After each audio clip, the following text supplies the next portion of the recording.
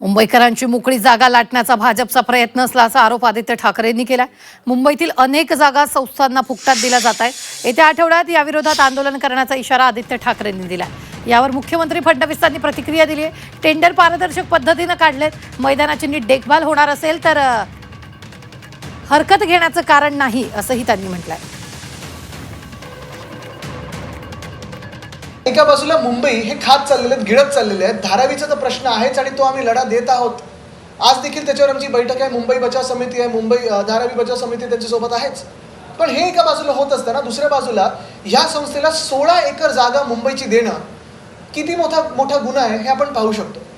आणि यासाठी आम्ही अर्थातच येत्या आठवड्यात आंदोलन तर करणार आहोत, रस्त्यावर उतरून आंदोलन करणार आहोत। मी सर्व मुंबईकरांना अपील करत आहे, सर्व मुंबई प्रेमीयांना अपील करत आहे, सर्व मुंबईच्या किंवा महाराष्ट्राच्या राजकीय पक्षांना अपील करत आहे, NGOजना अपील करत आहे, हाऊसिंग सोसायटीजना अपील करत आहे की ज्यांना वाटतं की हे 16 एकर फुकटात एका संस्थेला देणं हे पाप आहे, गुन्हा आहे। मुंबईकरांची मोकळी जागा ही मुंबईच्याच हातात राहिली पाहिजे, मुंबईकरांच्याच हातात राहिली पाहिजे।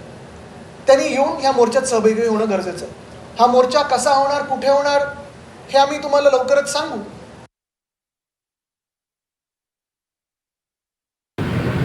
धोरणाच्या अंतर्गत महानगरपालिकेने समजा काही जागांच्या संदर्भात देखभालीचे टेंडर्स काढले आणि ते कोणाला मिळाले तर ते मला असं वाटतं की ट्रान्सपरंट पद्धतीने मिळाले आहेत। महत्त्वाचं काय आहे तर तुम्ही इतरांचा ॲक्सेस थांबवणार आहात। जर त्या ठिकाणी इतरांचा ॲक्सेस थांबत नसेल आणि त्या मैदानाची नीट देखभाल होणार असेल तर कोणाचा आक्षेप असण्याचं कारण नाही। इतरांचा ॲक्सेस जर थांबवण्यात येत असेल तर मात्र आपल्याला ग्रीव्हन्सचा विचार करावा लागेल।